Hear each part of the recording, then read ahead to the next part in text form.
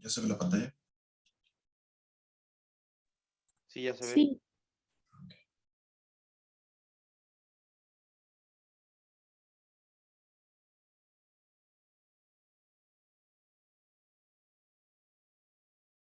Bueno, buenos días, compañeros. Nosotros somos el equipo 5 y el día de hoy les vamos a exponer 3 temas que son rinitis, otitis y sinusitis.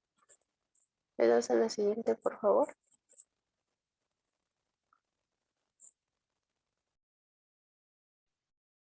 Para empezar, vamos a hablar sobre pues, la rinitis y como definición pues esta va a depender del tipo de rinitis, pero en sí va a ser una inflamación de la mucosa nasal y se va a definir conforme su etiología y su evolución. En sí, la rinitis es aquella pues que tenga como síntomas pues de obstrucción nasal, estornudos, rinorrea y purito. En cuanto a los factores de riesgo, vamos a tener que sea de herencia, o sea, que algún familiar ya haya tenido pues antecedentes de rinitis, así como también que haya sido un producto prematuro. En cuanto a la alimentación, vamos a preguntar sobre cómo fue pues la lactación y si se utilizaron conservadores cuando pues fue desarrollándose, bueno, pues fue creciendo la persona. Y también si qué tipo de infecciones hubo, si esta persona es fumador pasivo. En cuanto a la contaminación ambiental, pues vamos a hablar sobre si hay buena ventilación o mala, también si hay humedad y también si hay zoonosis o hacinamiento. También a tipo de exposición a alérgenos que está presente. Y también otro factor de riesgo es el estado socioeconómico bajo. En cuanto a la epidemiología, en nuestro país la rinitis alérgica va a tener una prevalencia del 5 al 10% y la mayoría de los pacientes desarrollan los síntomas antes de los 20 años de edad. Esto va a tener un pico de incidencia de 12 a 15 años y pues se va a considerar que el 10% de los niños de 12 a 15 años presentan el 10% y el 30% va a ser de los adolescentes. En cuanto a la prevalencia, esta va a ser mayor pues, en países desarrollados. ¿Verdad que sí?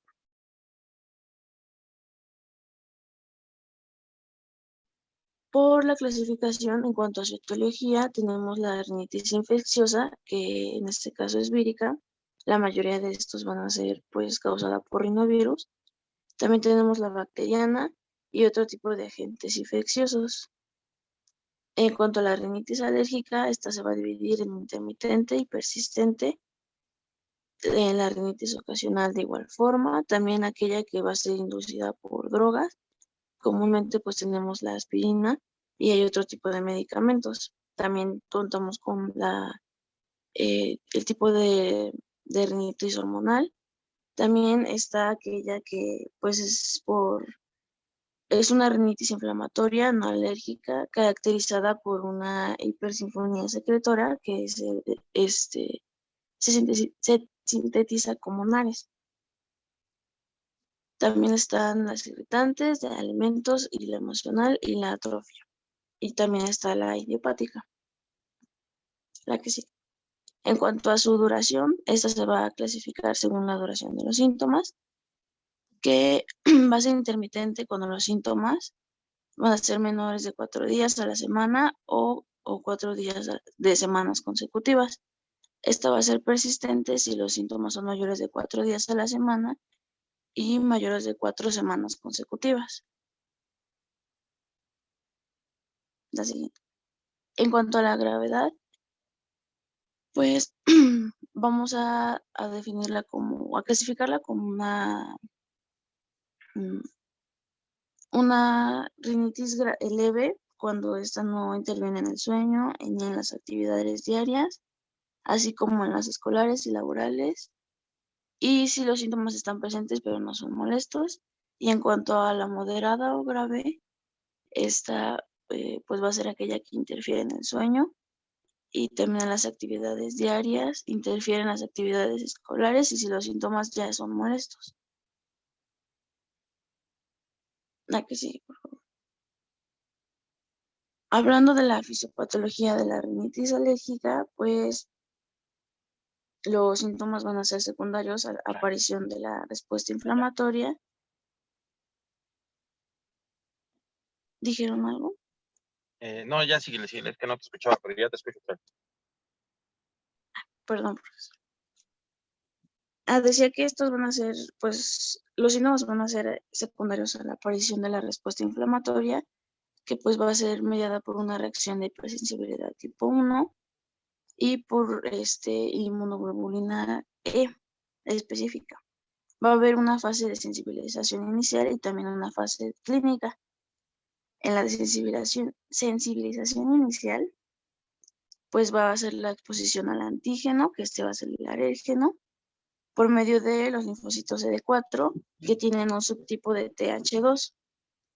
Y estos linfocitos TH2 van a generar citocinas, como la interleucina 4, la 2 y la 3, y estas se van a unir a los receptores de linfocitos B y van a estimular un isotipo que viene del linfocito B, y este va a sintetizar la inmunoglobulina E específica. Y estas inmunoglobulinas que se producen en la fase de sensibilización, pues entran en contacto con el alérgeno y se van a fijar en los receptores que se encuentran en los mastocitos y también en algunos basófilos que se encuentran alrededor. ¿Sí quedó claro esto?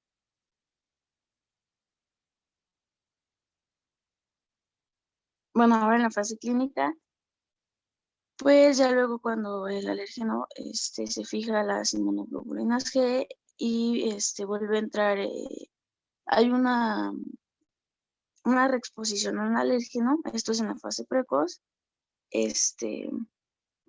va a provocar una unión de moléculas de inmunoglobulina E específicas y pues van a degranularse los mastocitos y liberar diferentes compuestos de los cuales está la histamina y la prostaglandina D2. Y esto van a hacer que cuando la rinorrea ocurre debido a que estas sustancias que se liberaron por la degranulación provoquen una estimulación de las glándulas, de las células calciformes y vasodilatación e inducción de filtrado de líquido a través de la pared vascular, por eso se provoca la rinorrea. Y la congestión se produce que estas células provocan también dilatación vascular y acumulación de la sangre en los sinusoides cavernosos.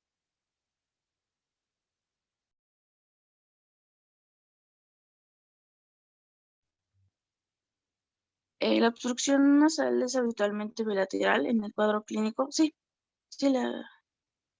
gracias. Pues vamos a tener la congestión nasal y esta va a ser normalmente bilateral.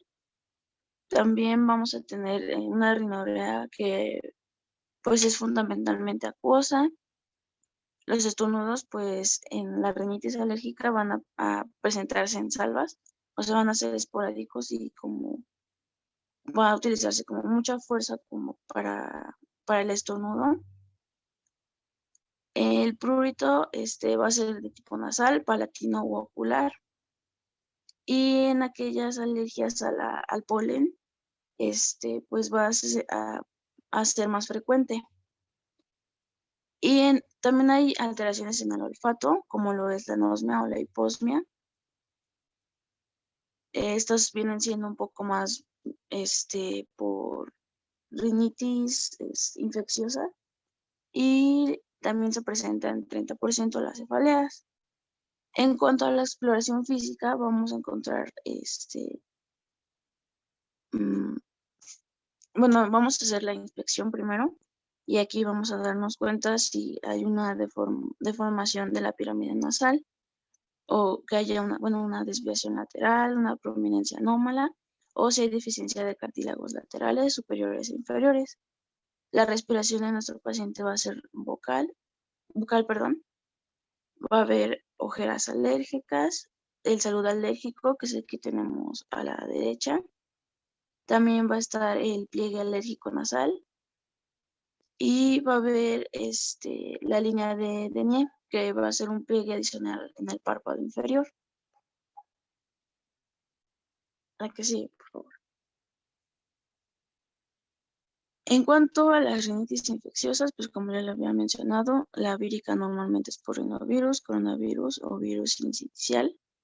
Va a presentarse por medio de un resfriado común y pues no va a haber fármacos específicos que sí que tengan en un tratamiento. Esta pues se va a curar entre 7 y 10 días. En cuanto a la bacteriana, pues va a afectar normalmente a los senos paranasales. Es causada por estafilococos y estreptococos. Y el cuadro clínico va a ser diferente a la alérgica, ya que normalmente la rinorrea no va a ser de tipo acuosa. La que sigue, por favor. En cuanto al diagnóstico, pues como lo dije, pues si tenemos alguna sospecha de etiología estructural, vamos a derivar a otorrinolaringología para que hagan ahí un mejor análisis. En cuanto a si es de sospecha alérgica, vamos a considerar las pruebas alérgicas, que en sí se utilizan las SPT, que son las pruebas cutáneas de hipersensibilidad, y tienen entre un 85 y 87% de especificidad. Estas pues van a estar contraindicadas contra aquellos pacientes que tengan asma grave o que no esté controlada, ya que también la rinorrea alérgica está muy relacionada con el asma. Y no, todavía no. Por ahí la asociación de asma y rinitis. ¿Quién se lo sabe? ¿Perdón? ¿Qué porcentaje es la asociación de asma y rinitis? Porque es algo, como bien lo dijiste, es algo que va muy ligado a cuadros de asma. ¿Alguien se lo sabe? ¿Alguien lo leyó? No, doctor. No recuerdo si era, creo, mayor al 80%. No me acuerdo bien la verdad.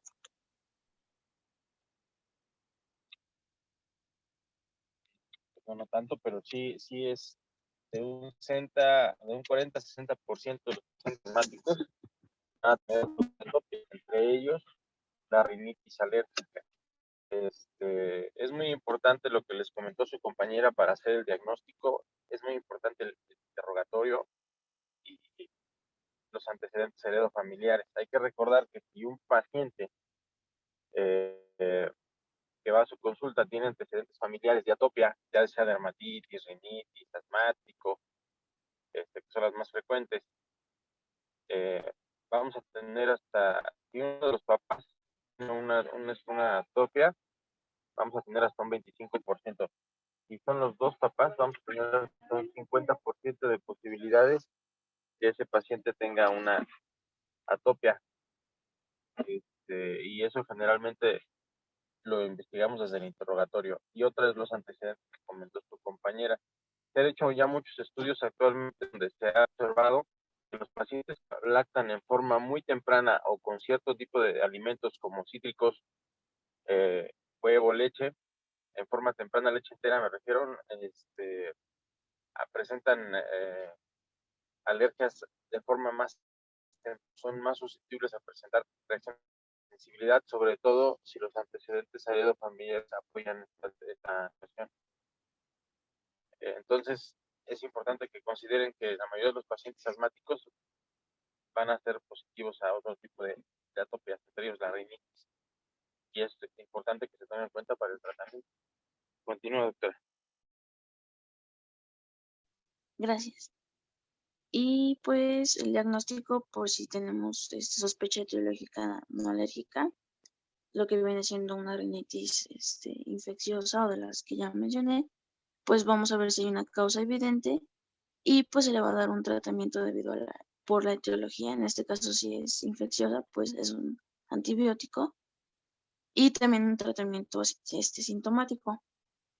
Y si no tiene una causa etiológica, pues solo el tratamiento sintomático y vamos a valorar la respuesta de 2 a 6 semanas. Y si la terapia falla, pues vamos a volver a considerar el diagnóstico y pues vamos a realizar un cambio terapéutico y también derivar a oringolaringología. Y si es de dudosa etiología, pues vamos a realizar las pruebas de alergia y dar, si son positivas, el tratamiento sintomático y si son negativas, también iniciar un tratamiento. La que sigue, por favor. Lo de las pruebas de alergia, doctora, va a depender también de un factor importante, va a depender de la edad del paciente. ¿A qué edad es recomendable ya poder hacer las pruebas cutáneas?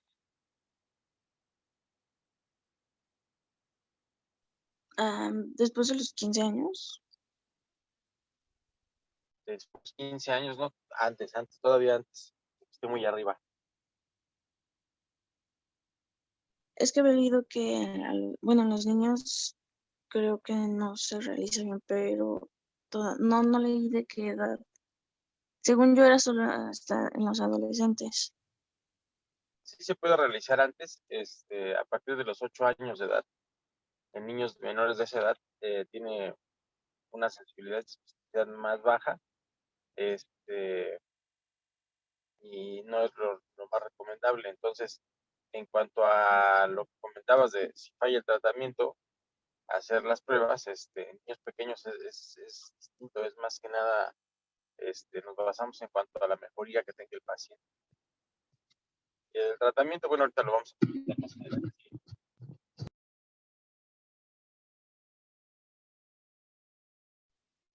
Entonces, por el diagnóstico diferencial, como sabemos, hay algunos que presentan inflamación, entonces pues lo vamos a hacer para pólipos nasales, tumores benignos o malignos, granulomas, defectos ciliares, rinorreas de líquido cefalorraquídeo.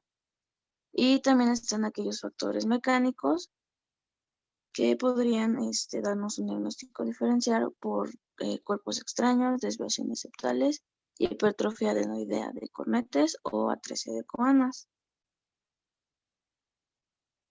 Y pues para el diagnóstico diferencial de rinitis contra rinitis alérgica, pues es importante preguntarle a nuestro paciente estas preguntas y así poder pues darnos cuenta de qué tipo de rinitis se trata.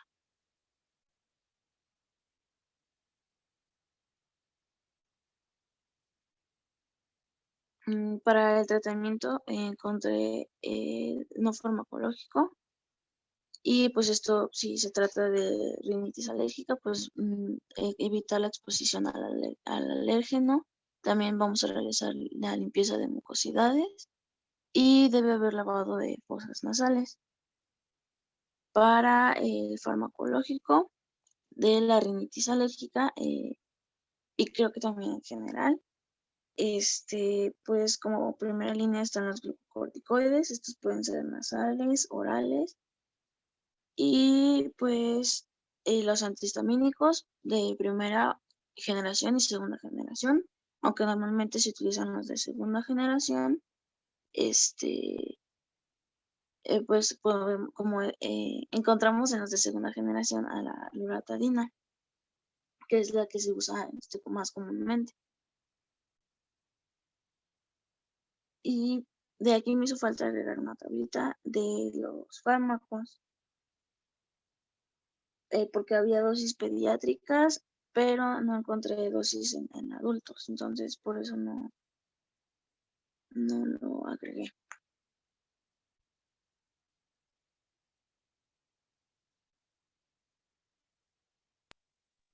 Bueno, generalmente dentro del tratamiento de la rinitis, lo más importante va a ser identificar los factores ambientales y los factores, en el caso de la alérgica, que es la más frecuente. Las otras etiologías son raras, no son muy frecuentes, pero es importante, estas se van a distinguir por el tipo de rinorrea y además por las molestias asociadas. Generalmente la rinitis alérgica La mayoría va a ser estacional. En muchos de los pacientes va a depender de los factores ambientales, dónde viven, con quién conviven, a qué se dedican, los antecedentes heredofamiliares.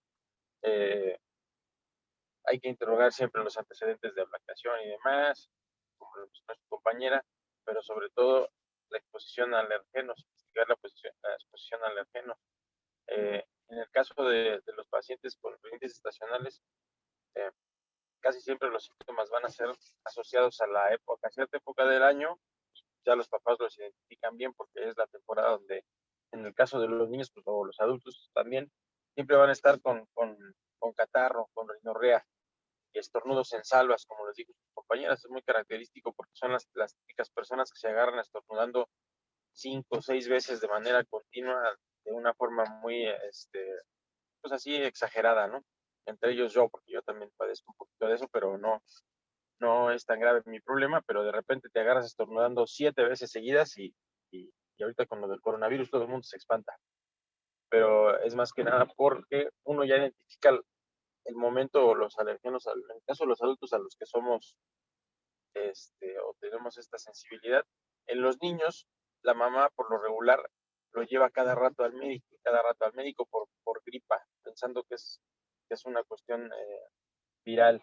El médico pues maneja tratamiento sintomático y vasoconstrictores en ocasiones nasales, que no es lo más recomendable.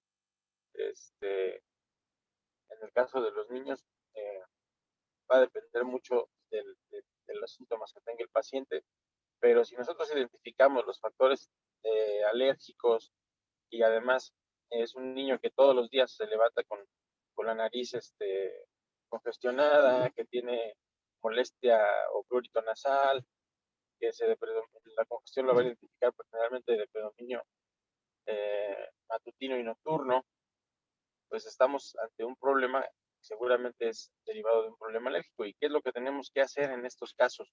Cuando ya detectamos que la rinitis, la posibilidad más grande es alérgica. ¿Qué es lo que harían ustedes? Un paciente de 6 años que en las épocas de invierno todos los días se levanta con congestión nasal, escurrimiento nasal y estornudo. De predominio nocturno y matutino. ¿Qué es lo que empezarían a investigar en el interrogatorio? ¿Quién me dice? ¿Antecedentes de alergias? Ya los tienes positivos, los antecedentes de alergia. ¿Qué más?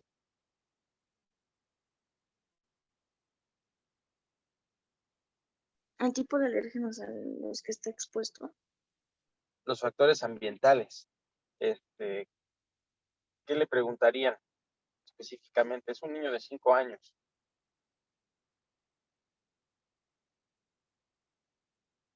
Ya lo mencionó su compañera, solo quiero ver si les quedó claro.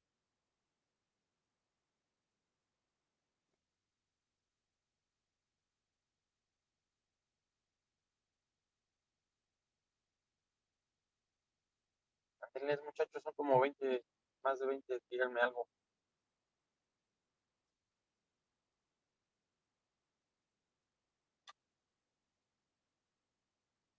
Pues Todo lo podría que ser mencionó su compañera. cuando empiezan esos episodios, o en dónde se encuentra cuando empiezan esos episodios. Está bien, pero algo más específico. Pues generalmente está en su casa. Es temprano cuando los despiertas con congestión nasal o antes de acostarse con congestión nasal.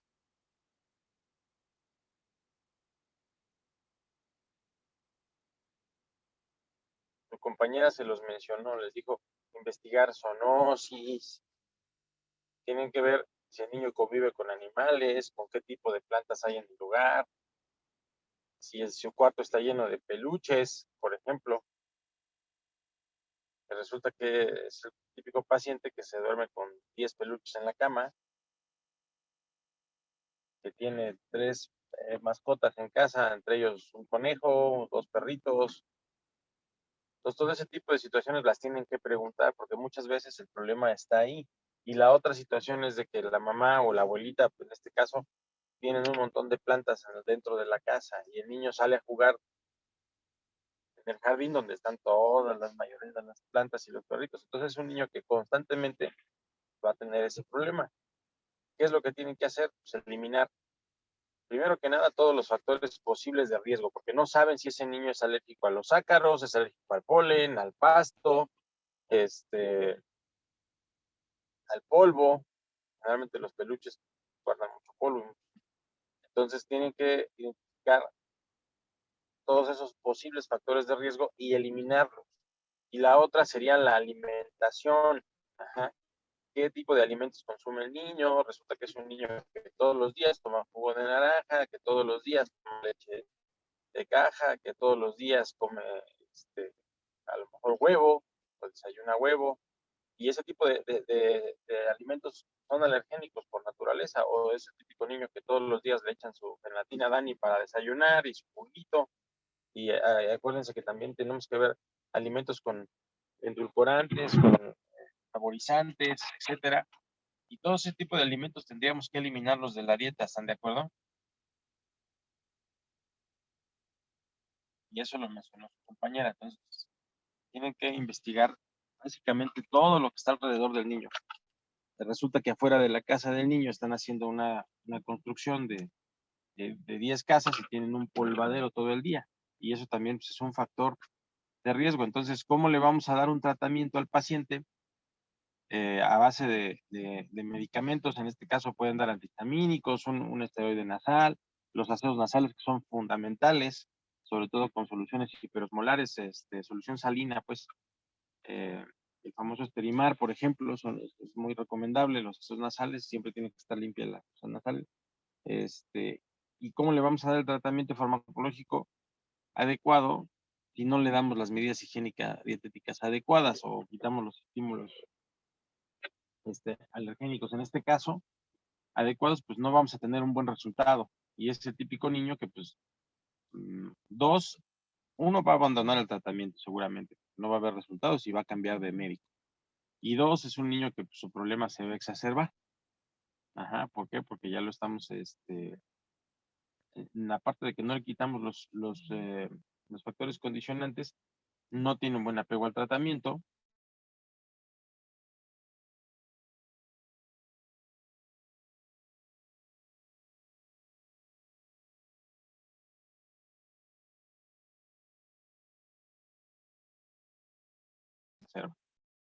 Y sí quedó claro esa parte. En cuanto a la aplicación de medicamentos, casi todos vamos a manejarlos con un antihistamínico. Se recomienda la dosis del antihistamínico de manera temporal, no es continua. Hay que investigar la época del año donde este paciente presenta el problema más agudo, y generalmente el tratamiento incluso lo iniciamos antes de que aparezcan los síntomas. Ya conociendo la temporada del año, los papás inician el tratamiento de forma temprana. Generalmente el esteroide lo reservamos para los casos más severos. Un disparo después de los aseos nasales, de preferencia hay que hacerlos cada 12 horas. En los pacientes con mucho problema, hasta cada 8 horas durante las primeras 2 semanas. Y muchas veces estos pacientes con eso mejoran bastante. Si el problema es muy agudo, pues iniciamos el esteroide nasal para inhibir la reacción de inflamación. Y generalmente lo utilizamos de 2 a 3 semanas, igual que el antihistamínico, que puede ser la loratadina o la cimetilina, también la utilizamos. La cetirizina, perdón, que son de los más comunes. Pero lo principal es quitar los factores alérgenos. Y en las de tipo bacteriana, hay una cosa que hay que considerar en los niños, que son muy adeptos a meterse cosas a la nariz. Me tocó el caso, se los voy a platicar brevemente, de un niño de 6 años, no, de 3 años, perdón. Se metió una bolita de estas que se ponen en el pelo las niñas, de esas chiquitas, se la metió en la nariz, y pues no le dijo a nadie, obviamente pues no lo vieron, y es el niño que empezaba con molestias y molestias y molestias. Presentaba salida empezó eso con la rinorrea, posteriormente esa rinorrea se hizo como purulenta y demás, y obviamente antes de esto pues tuvo 10,000 tratamientos. y nunca a nadie se le ocurrió hacerle una revisión. Hasta radiografía tenía el paciente cuando llegó con nosotros, y obviamente en la radiografía, como es plástico, pues muchas veces no se va a observar absolutamente nada. Me llamaba la atención que no tenía una buena, al ocluir una de las cuanas, parecía que tenía una hipertrofia de cuanas porque no tenía buena entrada de aire y le molestaba cuando le presionabas.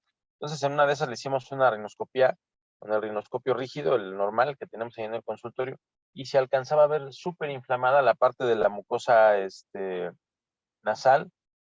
La rinorrea era purulenta, y la otra cosa que llamaba la atención es de que estaba muy inflamado.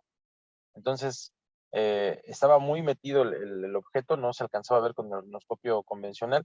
Lo mandamos con el otorrino a hacer una rinoscopía, ya con el fibroscopio, y ¿qué creen? Que salió ahí la bolita. Y era una bolita, pero ya tenía, pues, no sé, probablemente un mes ahí metida. Y entonces este niño pues ya tenía una rinitis bacteriana, pero secundaria al problema obstructivo. Y pasó como por 6 médicos, bueno, fueron como 3 del CIMI, y digo, sin menospreciar a los del CIMI, pero a nadie se le ocurrió en forma temprana hacer una revisión de la mucosa nasal. Entonces eso es lo que a veces tenemos que hacer, es hacer una exploración de cómo está la mucosa nasal.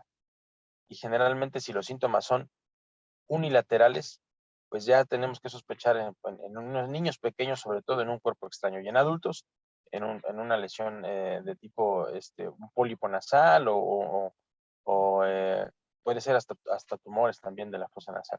Y si es el caso, también nos podemos auxiliar en este caso cuando es unilateral y no tenemos una causa bien establecida, nos podemos ayudar de los estudios de diagnóstico. Si no hay manera de hacer una rinoscopía con fibra óptica, bueno, pues podemos pedir incluso hasta una tomografía.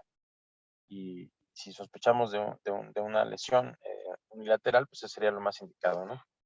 Para poderlo referir al otorrino de forma temprana, antes de dar antibióticos. Y bueno, a veces el antibiótico lo damos porque estamos viendo el dolor de cabeza. Uno de los datos muy importantes es el de las características del moco. Lo pueden administrar, pero tienen que continuar el protocolo hasta saber la causa de la rinitis, en este caso de la bacteriana. ¿Vale? Síguele, doctora.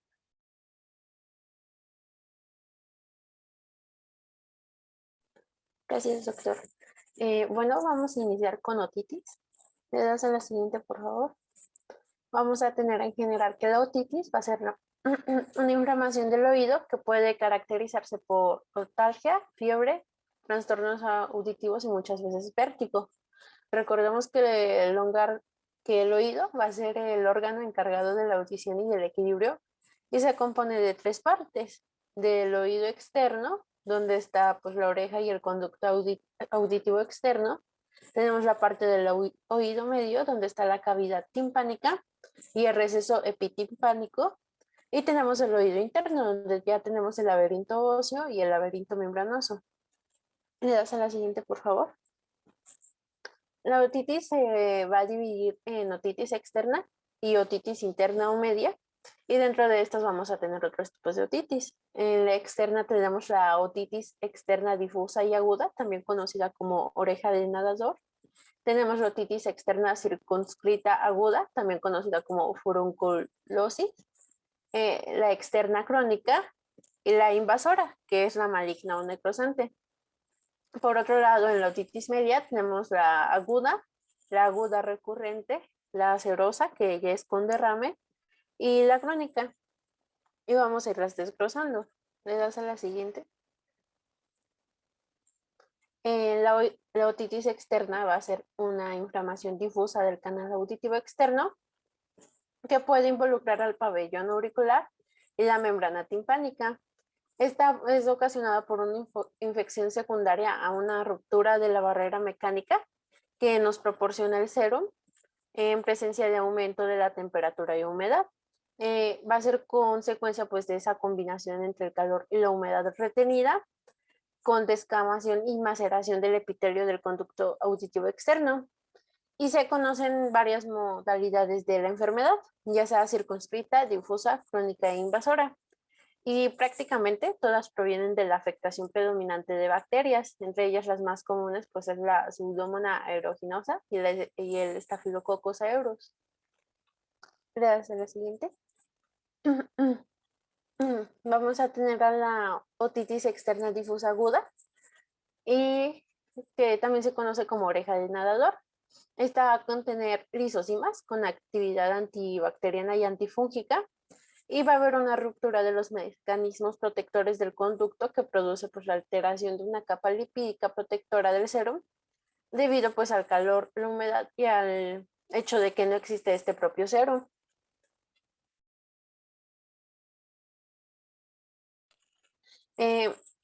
Todos estos pues hacen que el conducto auditivo conserve humedad excesiva y haya un aumento de pH que a su vez causa pues esta maceración e irritación en la piel. El microorganismo patógeno predominante va a ser el Staphylococcus aureus o la aeruginosa y puede afectar hasta el 10% de la población al menos una vez en su vida. Es más frecuente en niños de 5 a 12 años de edad y es 5 veces más frecuente en nadadores. La mayoría de estas otitis ocurren en condiciones de alta humedad y temperatura y son frecuentes en verano y después, muchas veces después de visitar pues los termas o estas piscinas, ¿no? ¿Le das a la siguiente? Dentro de su cuadro clínico, pues la enfermedad casi siempre se caracteriza con un prurito que llega a un dolor intenso y esto se desencadena por la manipulación del pabellón auditivo y va a ser de inicio rápido, generalmente en 48 horas. Ya va a haber presencia de otalgia, generalmente severa, una sensación de calor local y el niño o el paciente va a tener dolor al masticar. También se llegan a referir hipoacusia o sensación de oído tapado. El comienzo del dolor va a estar acompañado por la aparición de eritema, la inflamación del oído auditivo y a menudo una secreción blanquecina y aglutinante escasa.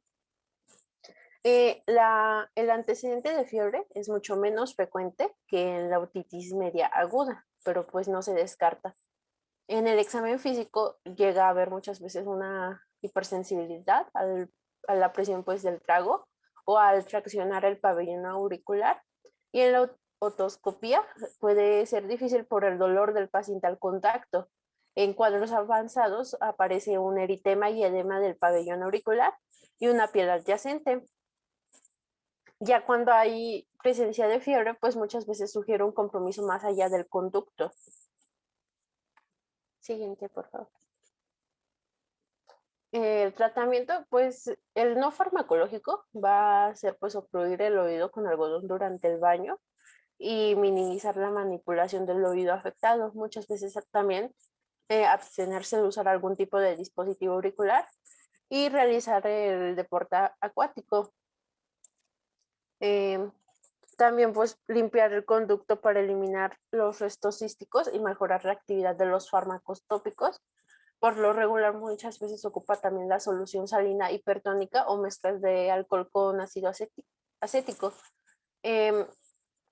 Con las mezclas óticas se actúa como agente patógeno de manera adecuada y por lo regular combinan neomicina y polimixina con glucocorticoides o sin ellos. Ya en el tratamiento antibiótico de elección de cuadros iniciales de otitis externa, va a ser la terapia tópica empírica y la mayoría de sus casos se resuelven con gotitas óticas de antibióticos. La terapia tópica se administra de tres gotas, 2 o 3 veces al día según pues la composición y es necesario pues enseñar al paciente a colocar estas gotas óticas de forma correcta y mantener las gotas de 2 a 3 minutos pues por cada oído.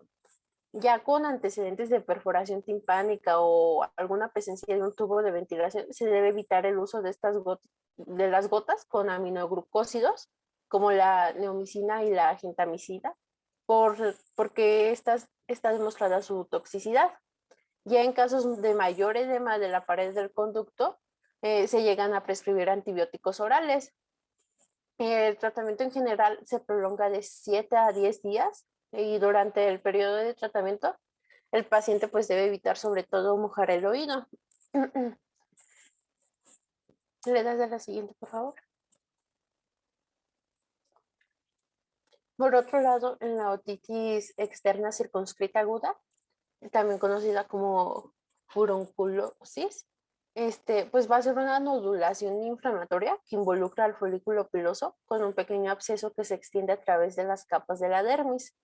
Esta llega a aparecer en el tercio externo del conducto auditivo, donde la piel pues cubre el cartílago y son muchos los folículos pilosos. Eh, el patógeno predominante va a ser igual el de Staphylo aureus y en aproximadamente el 30% de adultos sanos en algún momento ha sido colonizado por este patógeno, muchas veces también en las narinas nasales. En características individuales, pues llega a ver recurrencia como la colonización nasal de anemia por deficiencia de hierro, una hospitalización previa, una pobre higiene personal, diabéticos y el uso de antibióticos previos. Siguiente, por favor. El forúnculo comienza con un nódulo folículo concéntrico duro, rojizo y sensible en la piel pilosa y va a aumentar su tamaño. Muchas veces esto se vuelve doloroso y fluctuante después de varios días hasta formarse un absceso y más tarde pues este se rompe y llega a haber secreción de pus o sustancia necrótica. En la exploración física vamos a tener una zona rojiza localizada y sobreelevada en el tercio externo del conducto. Va a haber un foco único de eritema con un punto blanco, entre blanco y amarillo, en el centro. Dentro de su diagnóstico, pues la evaluación inicial del paciente afectado requiere de un cultivo bacteriano del furúnculo para confirmar el organismo causal. Y la técnica estándar, pues es tomar la muestra del centro o si la herida es grande, pues tomar la muestra desde las orillas hasta el centro. O también se llega a optar por la biopsia local para el cultivo, pero esta raramente es necesaria. Ya el tratamiento consiste de manera típica, pues una penicilina antiestafilocócica ingerida, por ejemplo la dicloxacilina con incisión y drenaje si se llega a formar algún absceso. Y el drenaje por medio de una incisión simple en aquellos casos que el absceso se halle menor a 5 centímetros y en donde es mayor, hay fiebre o celulitis asociadas, se llegan a indicar antibióticos sistémicos. Siguiente, por favor. En tercero tenemos la otitis externa crónica. Esta va a ser causada sobre todo por irritación local repetitiva, que surge más a menudo por la salida de secreción o de una infección crónica del oído medio. Y en ocasiones el trastorno proviene de otras causas de irritación repetitiva, como muchas veces el meterse repetidas veces el cotonete o algún otro cuerpo extraño en el conducto auditivo. Así como también se incluyen pues las infecciones crónicas inusuales, como podría ser la sífilis o la tuberculosis. De forma ya más característica, la otitis crónica externa muchas veces asume la forma de dermatitis eritematosa exfoliativa, en que la manifestación predominante va a ser el prurito y muchas veces aquí no hay dolor. También es importante que el clínico diferencia el trastorno de otros que producen el cuadro clínico similar como las dermatitis atópicas o la seborreica. Ya el tratamiento va a comprender, identificar y tratar de eliminar pues, el patógeno, aunque llega a ser difícil obtener una curación plena. Siguiente, por favor. En la otitis externa invasora, pues también conocida como maligna o necrosante, pues va a ser un trastorno maligno que llega a ser letal y afecta de modo predominante a diabéticos en edad avanzada y en algunos otros sujetos inmunodeprimidos. La enfermedad va a comenzar con el conducto auditivo externo en la forma de una infección de partes blandas que va a evolucionar poco a poco en el transcurso de semanas o incluso meses y va a ser difícil diferenciarla de un caso grave de otitis externa crónica. Siguiente, por favor. Pero muchas veces pues se diferencia por la presencia de otorrea purulenta y eritema e hinchazón en el oído del conducto externo. El paciente muchas veces señala otalgia profunda e intensa que casi nunca guarda proporción con los signos detectados en la exploración y pues esto va a permitir diferenciarla de la otitis externa invasora. El signo más característico en la exploración va a ser la presencia de un tejido de granulación en la pared posterior inferior del conducto auditivo externo. Este va a estar cerca de la unión del hueso y el cartílago. Y ya en caso de sin tratamiento ni medidas para detenerla, muchas veces esta infección migra hasta la base del cráneo, con lo cual ocasiona osteomielitis de dicha zona. También las meninges y el cerebro. Y esto va a ocasionar pues una tasa alta o elevada de mortalidad. En ocasiones el trastorno afecta también a pares craneales y en primer lugar lo hace con el nervio facial, así como con mayor frecuencia. Los patógenos también predominantes pues provienen de la acción del Staphylococcus, el Staphyloepidermis, el actinomyces y algunas bacterias gram negativas. Y en todos casos, pues siempre es necesario limpiar el conducto auditivo externo para obtener la muestra de la biopsia por parte interna del tejido de granulación y pues poder cultivar el microorganismo patógeno. Siguiente, por favor. En el tratamiento pues va a ser la antibioticoterapia por vía intravenosa. Esta se administra durante ciclos duraderos de 6 a 8 semanas y se dirige de manera específica contra el microorganismo patógeno que hayamos identificado. En lo que respecta a la Bacillus aeruginosa, el régimen típicamente incluye una penicilina o una cefalosporina contra pseudomonas como piperacilina o cefepima, frecuentemente junto con un aminoglucósido o una fluoroquinolona vía oral. Por lo común se aplican en el oído muchas soluciones óticas con antibióticos que contengan la sustancia activa de pseudomonas, por ejemplo la ciproxacina en combinación con glucocorticoides para reducir esta inflamación. Siguiente, por favor. ¿Alguna duda hasta aquí? No. Ok, No. gracias. Vamos a seguir con la otitis media. Este va a ser un trastorno inflamatorio del oído medio que aparece por disfunción en la trompa de Eustaquio por diversas enfermedades como rinosinusitis crónica. También va a haber una reacción inflamatoria de tales padecimientos que genera un trasudado estéril dentro del oído medio y las cavidades mastoideas. Y este líquido llega a infectarse si lo contaminan bacterias o virus que llegan de la nasofaringe y así producen un cuadro agudo o muchas veces crónico. Siguiente, por favor. Vamos a iniciar con la otitis media aguda.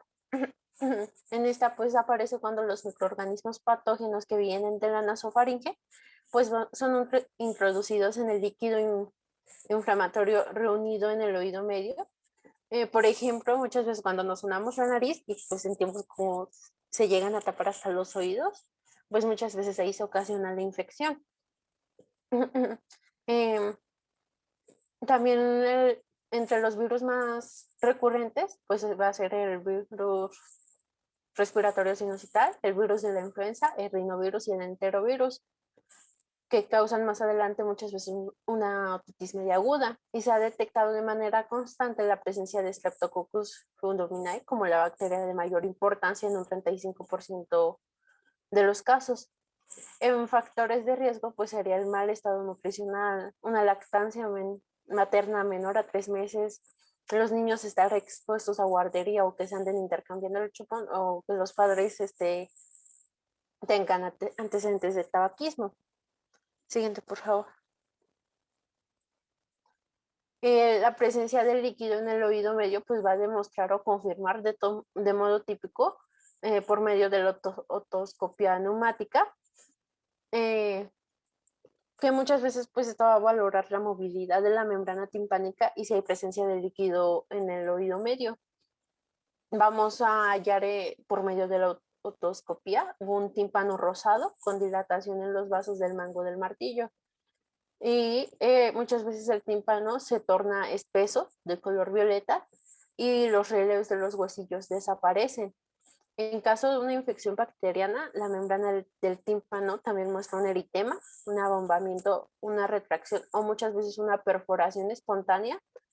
Y los signos y síntomas que acompañan la infección pueden ser locales o de orden general, como la otalgia, la otorrea, la hipoacusia y la fiebre. También es evidente el eritema de la membrana timpánica, pero muchas veces no es específico. Algunos otros signos y síntomas también son el vértigo, el nistagmo y los zumbidos. Siguiente, por favor. En cuanto a los hallazgos de la neumotoscopía, generalmente no hacemos este tipo de procedimientos. No todos tienen un neumatoscopio en el consultorio, pero sí sería muy recomendable hacer este estudio. Hay cuatro hallazgos más importantes que los vamos a clasificar en la neumatoscopía. Y una es la movilidad alterada de la membrana, que eso te va a dar una sensibilidad del 95% y una especificidad del 85%. El Claudi, que le llamamos, o el tímpano nodoso, el grisáceo, que va a ser una sensibilidad también alta y una especificidad alta, arriba del 90%.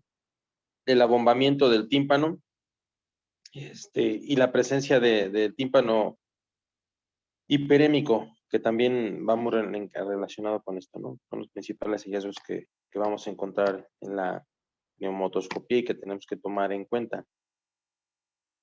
¿Sale? Sígueme. Gracias, doctor. Ya dentro del tratamiento, pues tenemos muchas veces en un cuadro clínico poco intenso o moderado, en niños mayores de 2 años o 6 meses, de 6 meses a 2 años que no presenten un derrame en el oído, pues solo se recomienda una observación entre 48 y 72 horas y la antibioticoterapia y limitar el tratamiento al alivio sintomático. Ya cuando es en niños menores a 6 meses o de 6 meses a 2 años con un derrame en el oído medio y un comienzo agudo con los signos y síntomas antes mencionados, el tratamiento inicia con amoxicilina, con ceftinir y cefuroxima, y cuando pues ya lleva ineficacia, se agrega ceftriaxona o clindamicina. Cuando hay un cuadro grave, clínico grave, igual con presencia de fiebre o temperatura mayor a 39 grados centígrados y una otalgia moderada o intensa, el tratamiento igual inicial va a ser con amoxicilina y ceftriaxona. Y si pues pues no hay eficacia de estos, se agrega clindamicina. Siguiente. En el diagnóstico diferencial entre otitis externa y otitis media, principalmente en niños, vamos a tener que la otitis externa va a ser más en mayores de 5 años, mientras que la media aguda va a ser entre los 2 y 5 años. La estación más frecuente de la otitis externa es en verano, mientras que la media aguda va a ser en invierno. Recordemos que en la externa pues está el antecedente de notación. Los síntomas catarrales previos van a estar presentes más en la otitis media aguda y el dolor a la masticación va a estar presente en la externa, al igual que el dolor a la tracción o al movimiento del pabellón auricular o la comprensión al trago, que sentimos pues esa presión en la parte de nuestro oído. Va a haber adenopatía cervical, pues es más frecuente en la otitis externa que en la media aguda. Y en complicaciones tenemos las intratemporales, dentro de esta está la mastoditis, la parálisis facial, la perforación de la membrana timpánica, mientras que en las intracraneales va a estar la meningitis, el absceso epidural y cerebral, trombosis del seno lateral, el seno cavernoso y un epiema subdural. Siguiente, por favor. Dentro de Bueno, si continuamos con la otitis media aguda recurrente, esta va a ser un trastorno recién mencionado que incluye más de 3 episodios en un lapso de 6 meses a 4 al cabo de 12 meses y por lo común proviene de recurrencia o reinfección y la mayor parte de las recurrencias tempranas pues corresponde a infecciones nuevas. En general son los mismos microorganismos patógenos que causan la otitis media aguda los que llegan a ocasionar la recurrente. Dentro del tratamiento, lo recomendado pues comprende antibióticos, que son activos contra microorganismos productores de la lactamasa beta, como el ácido clavulánico. Se recomienda en dosis de 6.4 miligramos por kilogramo por día, dividido en 2 dosis. La profilaxis con antibióticos, como sería el tripetomtrim sulfametoxazol, abreviado como TMP-SMX, o amoxicilina, van a disminuir el número de las recurrencias en individuos con el padecimiento al promedio de un episodio por año, pero pues muchas veces este es pequeño en comparación con la gran posibilidad de que pues haya una proliferación de amigdalectomía o adenodectomía, no, de patógenos resistentes al antibiótico, perdón. Y otras estrategias pues van a incluir la colocación de zonas timpanostomía, como la timpanostomía, la adenoidectomía y la combinación de amigdalectomía y adenoidectomía, pero tienen utilidad global cuestionable ante los beneficios relativamente pequeños, entonces se tiene que evaluar el riesgo-beneficio. Siguiente, por favor. En la otitis media serosa, que ya es conocida con derrame, pues en esta enfermedad ya aparece un líquido en el oído medio por un lapso largo, sin que existan muchas veces signos ni síntomas de infección. Y por lo regular los derrames van a desaparecer por sí solos o casi muestran una curación en un lapso de 2 a 4 semanas. Pero pues algunas veces después de un episodio de otitis media aguda, llegan a persistir hasta meses y suelen acompañarse de hipoacusia notable en el oído afectado. La mayor parte de los casos de otitis media con derrame llega a mostrar pues esta curación espontánea en un lapso de 90 días sin antibiótico-terapia. Y esta última o la miringotomía con colocación de las zonas se utilizan de manera típica en quienes tienen un derrame bilateral, es en un solo oído, que ha persistido durante 3 meses y se llega a acompañar pues, por esta acusia únicamente del oído afectado. Siguiente, por favor. En la otitis media crónica, pues esta se va a definir como el proceso inflamatorio infeccioso que se llega a prolongar afectando el complejo mucoperióstico del oído medio, incluyendo pues la trompa de Eustaquio, la mastoides y la cavidad timpánica, y muchas veces genera secuelas definitivas. Se va a caracterizar por otorrea purulenta, persistente y repetitiva, y en el marco va a haber un marco de perforación en la membrana del tímpano. Esta pues va a ser de larga evolución, de 9 a 12 meses, y se advierte un grado moderado de hipoacusia de conducción. Se clasifica en activo e inactivo, y en activo pues también llamado como supurativa, va a haber una evidente humedad y otorrea, mientras que en la inactiva se caracteriza por la perforación central de la membrana del tímpano que va a permitir la salida del líquido purulento desde el oído medio. Hay una infiltración donde predominan las células redondas, que son los monocitos y los linfocitos. Va a haber una extensa fibrosis, una proliferación de la mucosa y un aumento de la formación de las glándulas. Siguiente, por favor. Si la perforación está en un sitio más periférico, el epitelio plano estratificado que viene del conducto auditivo llega a invadir el oído medio a través de pues, esa perforación y llega a formar una masa de restos queratináceos, también conocido como colesteatoma, en el sitio de la invasión.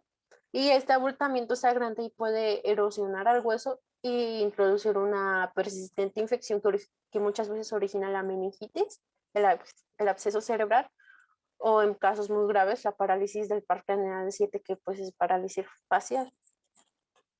Siguiente, por favor. Dentro del cuadro clínico, pues vamos a investigar el antecedente de otorrea, ya sea intermitente o continua. Va a haber una reducción auditiva. En el exudado casi siempre es mucopurulento. Muchas veces también se forman pólipos o tejidos de granulación que llegan a producir otorrea teñida de sangre. Y en la inspección si hay cicatrices por cirugías previas. Muchas veces para visualizar pues es necesario la succión del exudado y en la otorrea, si el proceso no es complicado, muchas veces es serosa y filante y no fétida, es decir, no hay un olor, mientras que en los procesos osteotíticos o avanzados ya hay un olor más fétido. Hay hipoacusia de transmisión de grado moderado y una otalgia, y esta aparición tiene relación con la presencia de otitis externa o con el colesteatoma. Ya dentro del diagnóstico se recomienda evitar la frotis del exudado para efectuar cultivo o pruebas de sensibilidad, de preferencia antes de iniciar la antibioticoterapia. Muchas veces también se recomiendan estudios radiológicos, como la tomografía computarizada, si no me equivoco, que pues es la técnica de elección porque permite la valoración de todas las estructuras del oído medio. Y por otro lado, la otoscopia para poder visualizar la membrana timpánica y ver si existe la perforación o no está, y de existir si es central o marginal. Siguiente, por favor. Ya en el tratamiento se recomienda pues aspirar la pus. Del tratamiento con antibióticos sistémicos se recomienda la amoxicilina, 50 miligramos por kilogramo por día, dividido de 2 a 3 dosis, y cefaclor de 40 a 50 miligramos por kilogramo de día, dividido en 2 dosis. También se llegan a recomendar antiinflamatorios y analgésicos, son bien conocidos el paracetamol, el ibuprofeno y el ácido acetilsalicílico. Y el tratamiento quirúrgico con métodos extrahospitalarios se pueden realizar la mastoidectomía, la miringoplastia y el timpanoplastia, con una tasa global de buenos resultados hasta de un 80%.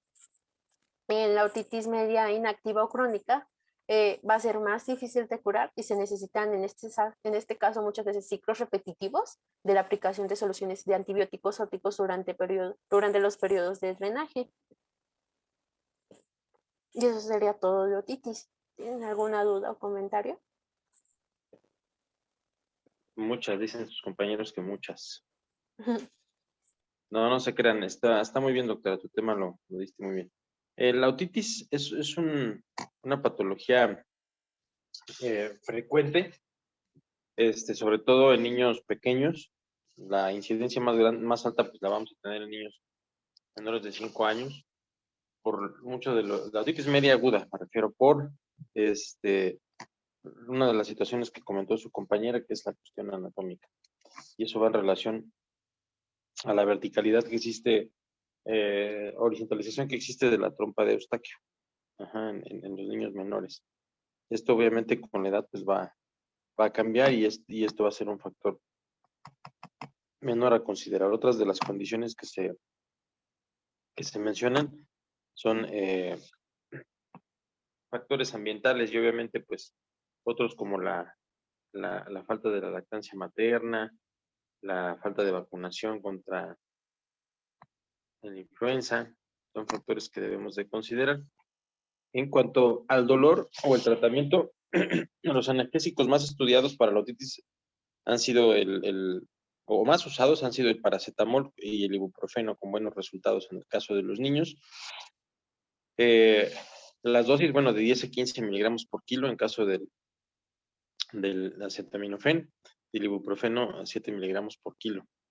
La pueden usar hasta el acetaminofén cada 8 horas y el ibuprofeno hasta cada 8 horas, perdón, el ibuprofeno y el acetaminofén hasta cada 6 horas. Recordando que el ibuprofeno no se debe dar en menores de 2 años. Anteriormente utilizábamos el nimesulide, pero ya salió del mercado por cuestiones de toxicidad. Y bueno, se han manejado otro tipo de de medicamentos. Los analgésicos opioides en las cetalgias muy intensas no se recomiendan en los niños pequeños por riesgo de depresión. Y en cuanto a los reportes de gotitas y analgésicos tópicos, hay muchas revisiones que no hay suficiente evidencia para indicarlas como tratamiento.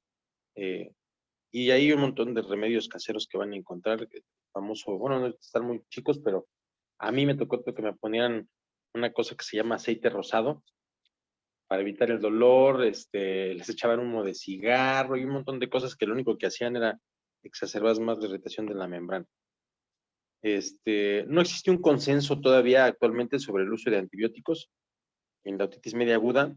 Se dice que con frecuencia es autolimitado, ya que la mayoría de estas van a ser virales.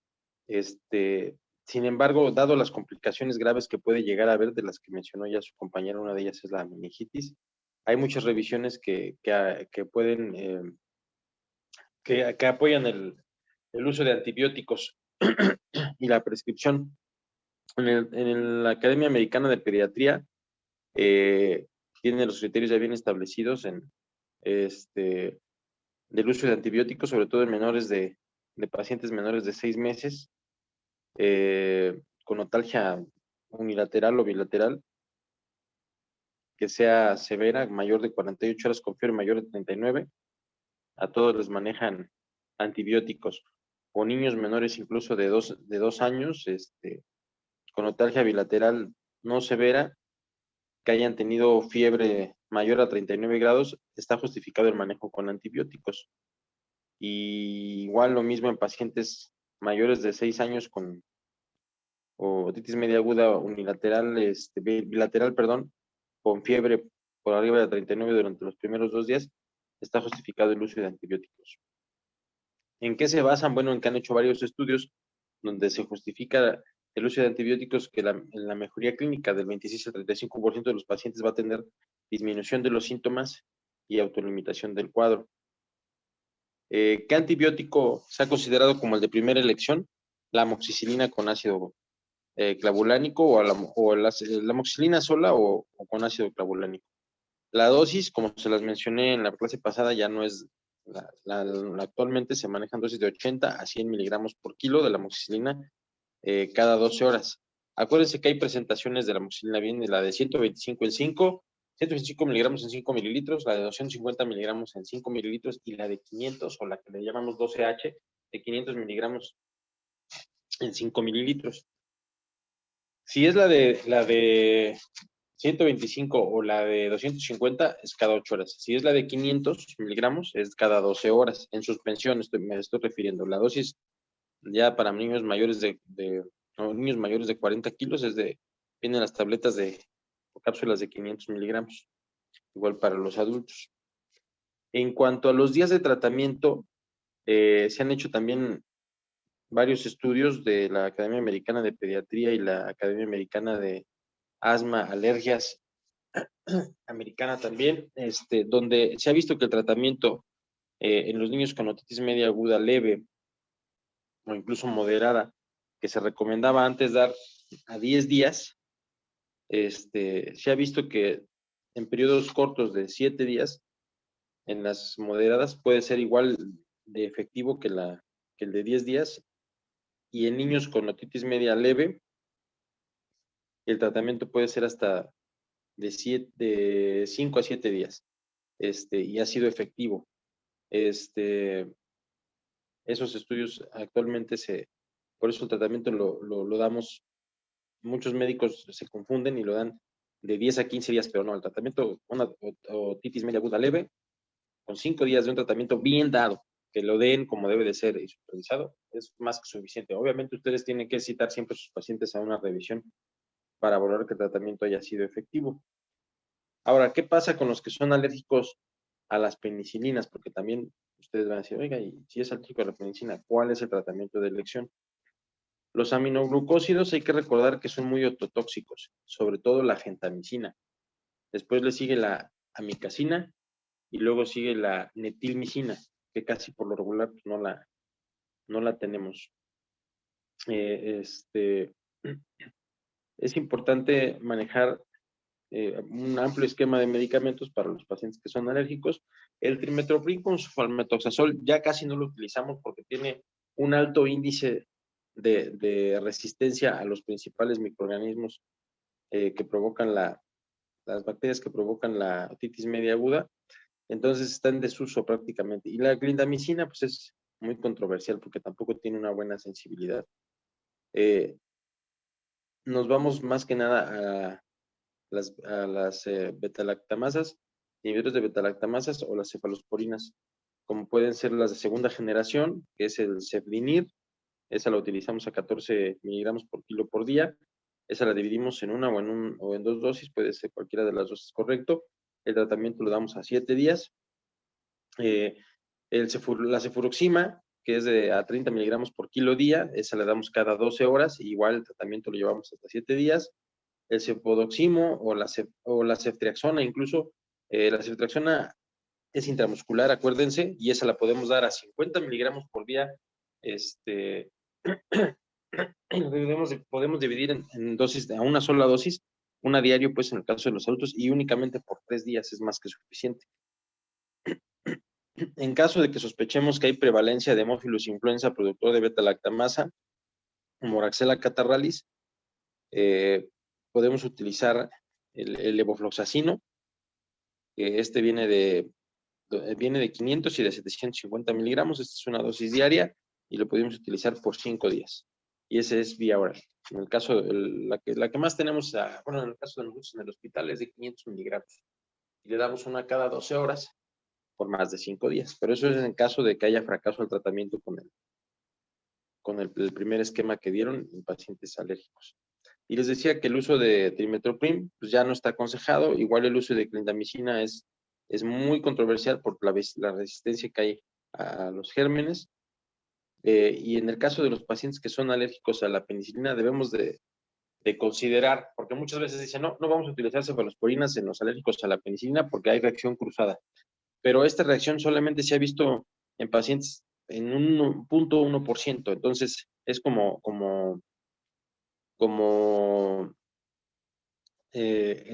poco frecuente que esta reacción que un paciente que es alérgico a penicilina vaya a ser alérgico a cefalosporinas. Es muy bajo el porcentaje.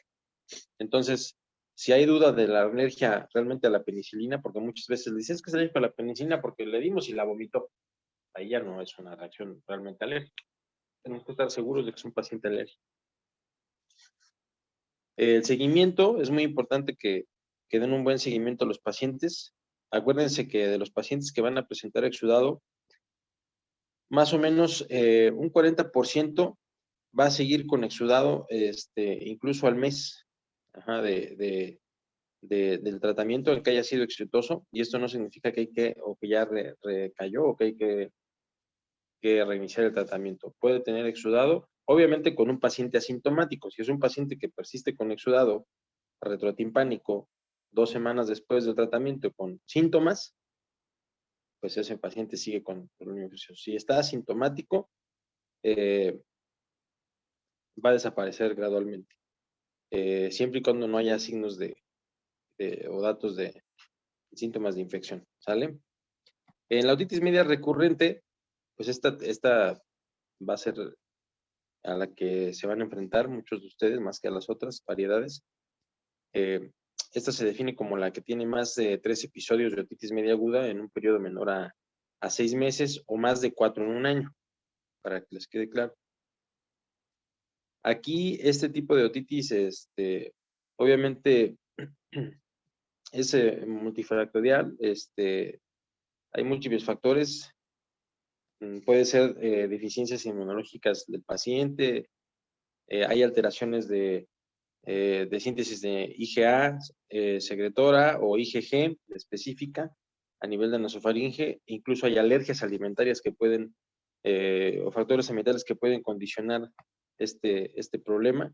Entre ellos pues, puede ser incluso el tabaquismo, exposición a químicos, etc.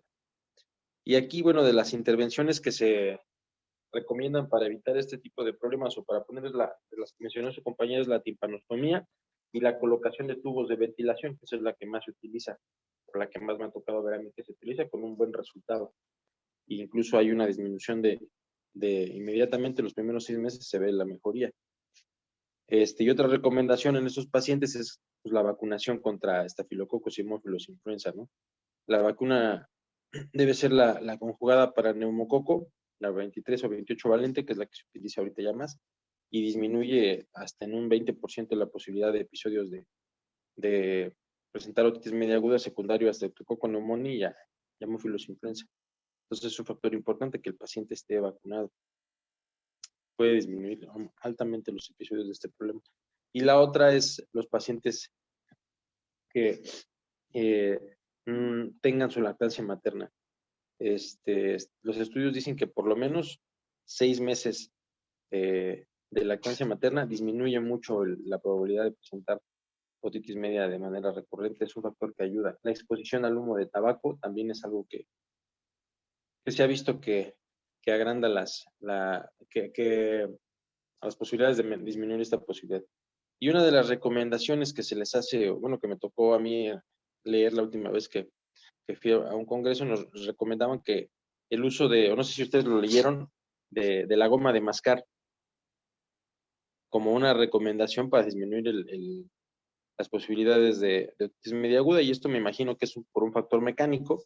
Obviamente en niños pequeños que no saben mascar chicle, pues no va a haber una mejoría de esto. Y se recomendaba el uso de 3 a 5 veces durante el día en el periodo de infecciones respiratorias o durante el periodo donde más infecciones había. En el caso de los pacientes menores de 3 años, pues bueno, ahí no se recomienda porque ellos no saben deglutir. Y bueno, no sé si tengan alguna duda.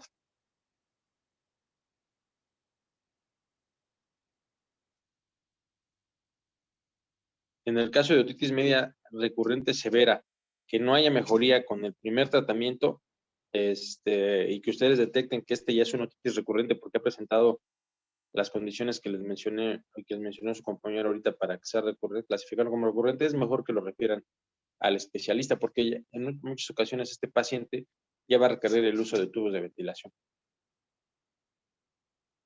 Y el tratamiento con ácido clavulánico, hasta 6 miligramos por kilo lo pueden manejar.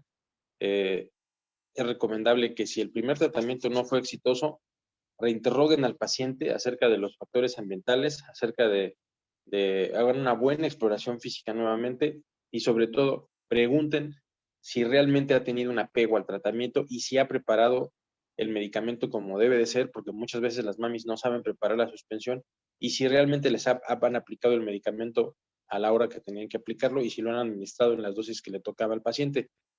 Una recomendación que yo les hago es que cuando ustedes hagan su receta, díganle o pónganle ahí las horas a las que se tiene que tomar el antibiótico. A las 5, a las 10, a las 11 de la noche. O traten de tener horarios también que la gente le vaya a dar el medicamento al niño, porque si le van a poner, o que el adulto se lo vaya a tomar, si le van a poner una tableta a las 6 de la tarde y la otra a las 3 de la mañana, pues nadie se va a levantar a las 3 de la mañana a tomarse el antibiótico, ni la mamá se va a levantar a darle la suspensión al niño. Entonces pongan horarios flexibles, aunque no sean estrictamente las 8 horas, donde el paciente sea capaz de tomarse el tratamiento, porque ese es otro de los factores que tomamos poco en cuenta y que el familiar a veces no entiende. Cuando le decimos, no, pues tómeselo cada 8 horas, y el familiar hace sus cuentas de que, bueno, pues ahorita salí del doctor a las 3 de la tarde, ya es la primera, y luego a las 8 horas y luego a las 8. Entonces pónganle ustedes ahí en la cajita o en la receta, te lo va a tomar a esta hora y a esta hora. ¿Sale? Síguele.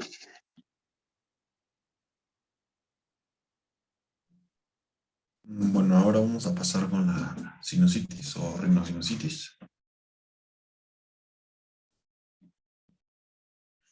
Y en este caso vamos a tener que, como definición, va a ser la inflamación de la mucosa de la cavidad nasal y de los senos paranasales. Y de aquí pues deriva este nombre de rinosinusitis y ya no como tal el de sinusitis, ya que se ha visto que generalmente, o bueno, en la mayoría de los casos, la inflamación de la mucosa de los senos paranasales viene siempre acompañada de la inflamación de la cavidad nasal, ya que es pues básicamente secundaria esta. Y en este caso, pues primero vamos a identificar a los senos paranasales. Primero, ¿qué son? Que en este caso van a ser cavidades excavadas en los huesos del cráneo o en la cara, que van a tener tres características, digamos, principales. Una, que es que tendrán una abertura en la cavidad nasal, muy importante a la hora de la propagación de la infección de la cavidad nasal a los senos paranasales. Otra, que van a tener un revestimiento mucoso, en este caso pues un epitelio respiratorio, que va a ser el epitelio cilíndrico ciliado pseudoestratificado con células caliciformes, que va a tener la característica de ser susceptible y permisivo a los agentes infecciosos y pues va a sufrir de la infección. Y por último, que va a tener un contenido aéreo. Ahora, tenemos que los senos pues, van a tener la particularidad de presentarse generalmente en pares y de manera bilateral. En este caso vamos a tener los frontales, los maxilares, los esfenoidales y en el caso del seno etmoidal, pues vamos a tener que estos van a dividirse en celdillas y estas a su vez pues van a tener digamos que una subdivisión entre las celdillas etmoidales anteriores, medias y posteriores. Y ahora, una característica importante de estos senos es que pues se conectan con la cavidad nasal y pues básicamente drenan su contenido en esta. Y el lugar en donde drenan el contenido va a ser en los meatos. En este caso en el meato superior y en el meato medio. En el meato superior van a drenar los senos, el seno esfenoidal y las celdillas etmoidales posteriores. Y en el meato medio van a drenar las celdillas etmoidales anteriores, medias, también el seno maxilar y el seno frontal. Ahora, para los factores de riesgo que pueden causarnos la rhinosinusitis, realmente son bastantes. Y estos generalmente, pues, lo que tienen en común es que van a irritar la mucosa y van a predisponer la infección. En este caso, pues, tenemos la edad avanzada, el tabaquismo o también el consumo de cocaína. También tenemos, digamos, que factores ocupacionales, como personas que trabajen con madera, como los carpinteros, o que trabajen con tintas, solventes, también en refinerías de petróleo, gas y encurtido de cuero. Pacientes que se expongan a cambios de presión atmosférica, como buceo en aguas profundas, o también pacientes que practiquen natación, que tengan antecedente de asma, también de reflujo gastroesofágico o de alguna enfermedad dental. También pacientes con inmunodeficiencia, rinitis alérgica, fibrosis quística, disidencia ciliar, tumores en nariz o senos paranasales, principalmente los pólipos nasales. También que lleguen a tener un cuerpo extraño, como ya lo mencionaba el doctor anteriormente, principalmente porque estos pueden llegar a obstruir el drenaje de los senos paranasales en la cavidad nasal, y también se ha visto una asociación con pacientes que utilizan aire acondicionado o cambios de clima artificiales. Ahora, para la clasificación, tenemos que, realmente hay varias clasificaciones, pero en este caso les pongo esta, en donde se clasifican según la duración de los síntomas. Y la dividen en 4. La rhinosinusitis aguda, en donde los síntomas van a durar menos de 4 semanas. La rhinosinusitis subaguda, en donde los síntomas van a durar entre 4 y 12 semanas. La rhinosinusitis crónica, en donde los síntomas van a durar más de 12 semanas. Y la rhinosinusitis aguda recurrente, en donde van a existir 4 o más episodios de rhinosinusitis al año. Y los que más frecuentes se utilizan para el estudio de la rhinosinusitis van a ser las clasificaciones entre aguda y crónica.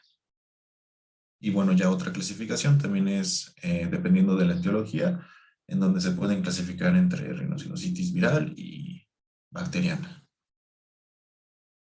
Ahora, para la epidemiología, tenemos que, pues realmente la rhinosinusitis va a ser una patología que va a tener una gran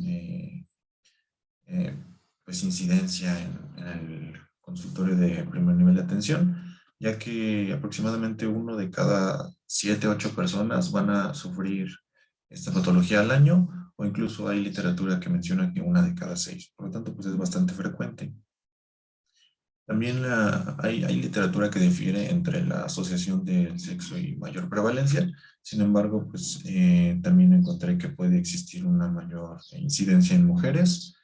Y entre las edades también se menciona que no hay tanta relación, pero hay artículos que mencionan una prevalencia en adultos, principalmente que tengan entre 44 y 65 años.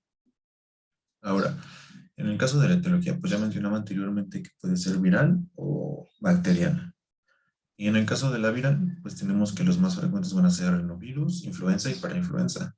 Del que el más frecuente pues va a ser el rinovirus. Y en el caso de la bacteriana, tenemos Streptococcus pneumoniae, Haemophilus influenza y Moraxella catarrhalis, en donde los dos primeros, Streptococcus pneumoniae y Haemophilus influenza, van a representar aproximadamente el 75% de la rinosinusitis bacteriana. Y esta rinosinusitis bacteriana generalmente se da, digamos que, a consecuencia de una viral. Ahora, para la fisiopatología, tenemos que primero va a existir pues una inoculación, ya sea viral o bacteriana, por un contacto directo con la mucosa o la conjuntiva. Y en este caso, pues ya que se dio la inoculación en este epitelio susceptible y permisivo, pues va a existir una replicación del agente. Y hasta este punto, pues digamos que la infección únicamente se está limitando a la cavidad nasal. Sin embargo, pues esta infección debe de propagarse hacia los senos paranasales y existe una teoría que esta propagación se va a dar por un aumento en la presión intranasal, bueno, una presión intranasal positiva que se puede llegar a provocar por un sonado de narices que va a generar que el flujo del moco vaya en dirección contraria, en vez de ir de los senos paranasales hacia la cavidad nasal, pues va a ir de la cavidad nasal hacia los senos paranasales, va a existir una inoculación en estos senos paranasales y pues ya se van a inflamar también. O también puede ser por causas obstructivas, ya sea por causas anatómicas como los pólipos o incluso pues un objeto extraño. Y bueno, ya que existe esta inoculación de los senos paranasales, va a existir una inflamación. Una inflamación que nos va a generar una hipersecreción de estas mucosas y también nos va a dar un aumento de la permeabilidad vascular, lo que nos va a generar una extravasación y también un edema de la mucosa, provocando que se genere aún más esta obstrucción. Y por último, también tenemos que, a su vez, el virus puede generar un daño directo en los cilios, afectando directamente la aclaración mucociliar. Y a su vez, pues estos ya nos van a dar, digamos que tres puntos específicos que nos pueden dar como tal la rinosinusitis, en donde va a existir un edema de mucosa que va a generar obstrucción, se genera un aumento de la secreción, a su vez también de la, bueno, se hacen más espesas, y también existe una disinencia ciliar que pues nos va a inhibir la aclaración mucociliar, generándonos pues la obstrucción de los senos paranasales y perpetuando el proceso de la infección. Ahora, para la clínica, tenemos que realmente pues hay bastantes signos, síntomas, pero hay un signo cardinal que es la rinorrea purulenta, y esta puede ser anterior o posterior. La anterior es que pues se vea la rinorrea saliendo por la nariz, y la posterior es que la veamos por la orofaringe. También puede existir un dolor facial que aumente cuando el paciente inclina la cabeza hacia adelante. También existe una obstrucción nasal, ya sea uni o bilateral. También puede presentar fatiga, hiposmia, anosmia, un dolor dental maxilar, cefalea, halitosis, otalgia, tos, fiebre y plenitud óptica. Y en este caso los síntomas ópticos pues ya son porque pues se generó también aquí una complicación en el oído. Para el diagnóstico puse el diagnóstico que nos recomienda la guía de práctica clínica, en donde es principalmente... En cuanto a los síntomas, hay que recordar que generalmente los que más síntomas van a presentar o los más frecuentes son las bacterianas, y uno de los más importantes va a ser la congestión nasal. Esta generalmente va a ser, acuérdense, bilateral, La rinorrea de cualquier tipo y consistencia y color. Puede haber tos persistente que puede empeorar por la noche y puede haber también vómitos en ocasiones. Obviamente esto va a ser, están ocasionadas por la rinorrea posterior. Y bueno, ya después todos los que mencionó sus compañeros, el dolor facial, la sensación de opresión, el dolor en mi cara, al inclinar la cabeza hacia adelante, que esto va a ser menos frecuente en los niños. Es menos prevalente en los niños, es más frecuente en los adultos. Dale, síguele. Ok, para el diagnóstico pues vamos a tener que este va a ser principalmente clínico, en donde pues la guía de práctica clínica mexicana menciona que podemos utilizar síntomas considerados como síntomas mayores y síntomas menores. Entre los síntomas mayores tenemos rinorrea purulenta, aunque ya vemos que cualquier tipo de rinorrea, ya sea anterior o posterior, una obstrucción nasal unilateral o bilateral, un dolor facial, hiposmia, anosmia y fiebre. Entre los síntomas menores tenemos cefalea, tos, halitosis, fatiga, otalgia, plenitud óptica y dolor dental, de los cuales se menciona que si tenemos 2 criterios mayores o un criterio mayor más 2 menores, es evidencia suficiente para dar un diagnóstico de rinosinusitis, pero pues también hay que realizar una exploración física, en donde hay que identificar si existe rinolalia, un edema o eritema periorbitario. También podemos realizar una palpación o percusión de la región frontomaxilar para identificar si hay sensibilidad o un dolor facial a la presión o percusión.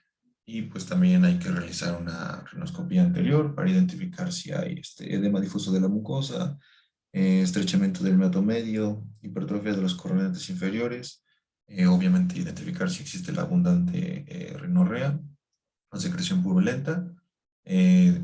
También es importante ver si existen los pólipos o desviaciones del tabique, ya que estos pues también son predisponentes predisponentes anatómicos para el desarrollo de rinosinusitis.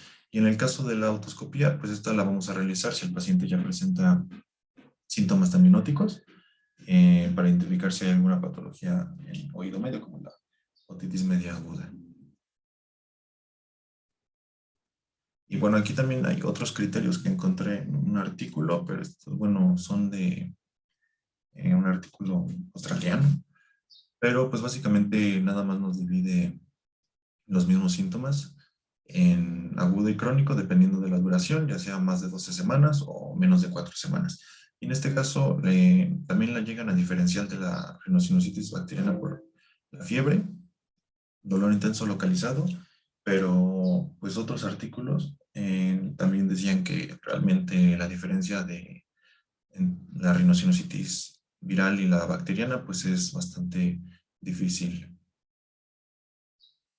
Y bueno, también existen Se síntomas. refiere más que nada a que es difícil porque tendríamos que aislar el agente causal. Y para eso, bueno, ahorita ya lo vas a comentar en el diagnóstico, pues es complicado a veces obtener un cultivo. Tendríamos que hacer una punción. Pero sí, uno de los factores que se toman, no nada más en el artículo que tú tienes, sino en varios artículos de la Academia Americana de Pediatría y de la Academia Europea de Pediatría, es de que la fiebre por arriba de 39 grados, en este caso tú lo encontraste de 38, que persista por más de 3 a 4 días asociado a rinorrea purulenta, se debe de pensar en una etiología bacteriana. ¿Sale? Y bueno, ya también tenemos algunos síntomas que van a identificarse si existe una complicación. Y en este caso, si llegamos a identificar alguno de estos síntomas, pues lo mejor que podemos hacer ya sería referir a segundo nivel de atención con un otorrinolaringólogo que ya le dará un manejo diferente y pues mucho mejor. Entre los síntomas, pues tenemos dolor de cabeza intenso y persistente, un edema con inflamación o eritema periorbitario, cambios en la visión, como visión doble o problemas de visión, también movimientos extraoculares anormales, proptosis, dolor con movimientos de los ojos, parálisis de nervios craneales, estado mental alterado, rigidez de nuca u otros signos meningios, papiledema u otros signos del aumento de la presión intracraneal. Y para el tratamiento, pues tenemos uno que es no farmacológico, en donde se recomienda que se incremente la ingesta de líquidos. También que se mantenga una dieta adecuada, ya que si existe cierta hiporexia en el paciente, pues nos mencionan que podríamos dividir la dieta en quintos, con dosis pues pequeñitas, pero que la dieta se mantenga bien. También generar un tratamiento adecuado si el paciente presenta una alergia, como una rinitis alérgica, y pues obviamente evitar los alérgenos y los factores de riesgo para desencadenar esta alergia. Así como también se puede llegar a utilizar una solución salina vía nasal de 4 a 6 semanas cada 12 horas. Si la rinosinusitis es recurrente o se tuvo una cirugía funcional endoscópica de los senos paranasales previamente. Y en el tratamiento farmacológico tenemos que se puede llegar a administrar amoxicilina en 500 miligramos cada 8 horas vía oral por 10 a 14 días. Y en caso de que sean alérgicos a la amoxicilina, pues utilizar trimetoprim con sulfameto Sasol, 160 a 800 miligramos cada 12 horas por vía oral, de 10 a 14 días. Y también se puede llegar a utilizar oximetazolina al 0.5% 3 a 4 veces al día por 3 a 4 días. Y en el caso de que exista dolor o inflamación, también podemos utilizar paracetamol a 500 miligramos cada 6 horas vía oral.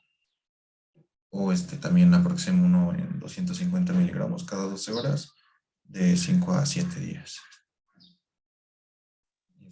En el caso de los niños más pequeños, perdón, la oximetazolina se recomienda únicamente un disparo cada 12 horas en los niños pequeños, y eso si la congestión es muy importante. Y de preferencia, pues en los bebés, una vez al día nada más en casos de congestión muy severa. La amoxicilina, igual para el caso de los niños, lo vamos a manejar de 80 a 100 miligramos por kilo, dividida en 3 dosis. El trimetoprim y sulfametoxazol, actualmente el mismo caso que la otitis, está en desuso por la resistencia amplia que tiene para Moraxella y Haemophilus influenza, y que son las de las principales bacterias. El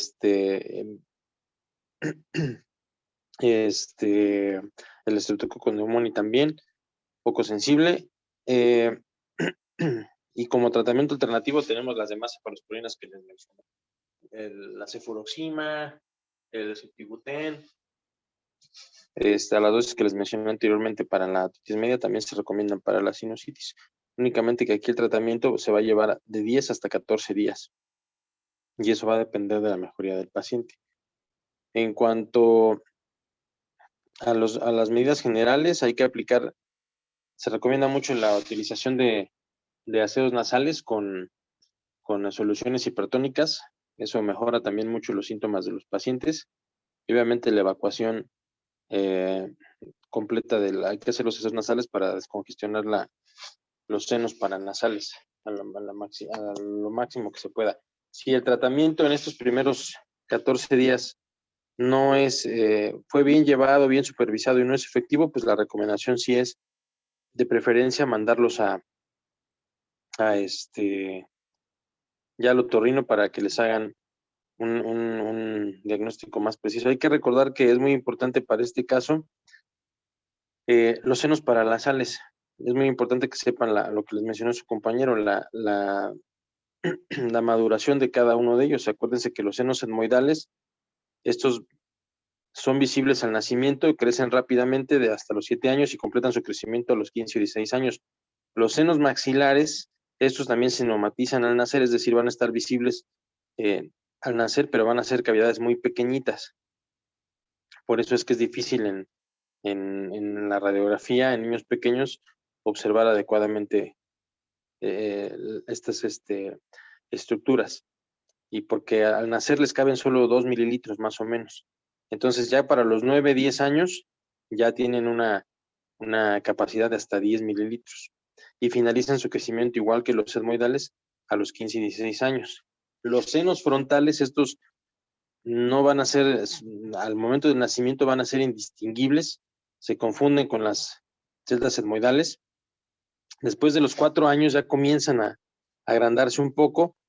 A los 6 años a lo mejor se puede identificar radiológicamente, pero en un porcentaje pequeño de un 20%, Y ya a partir de los 12 años ya se puede identificar hasta en un 85% de los pacientes, en el caso de los frontales. Y el esfenoidal, bueno, pues es hasta los 7 años de edad, se ha identificado hasta en un 85% de los pacientes. Por eso es que si ustedes piden una tomografía en un paciente pequeñito, pues va a ser en un paciente menor de 5 años, pues únicamente va a ser para valorar ciertas estructuras, no van a poder valorarlas todas. En cuanto a los estudios de diagnóstico, bueno, en cuanto a la exploración física, porque eso es un punto importante, la exploración física, a pesar de lo que pensamos, no suele ayudar mucho en el diagnóstico, porque los hallazgos pueden estar presentes o no. Son poco específicos y no nos ayudan a diferenciar si hay una etiología viral o bacteriana. ¿Sale? Puede verse la mucosa rojiza o eritematosa, perdón, o pálida.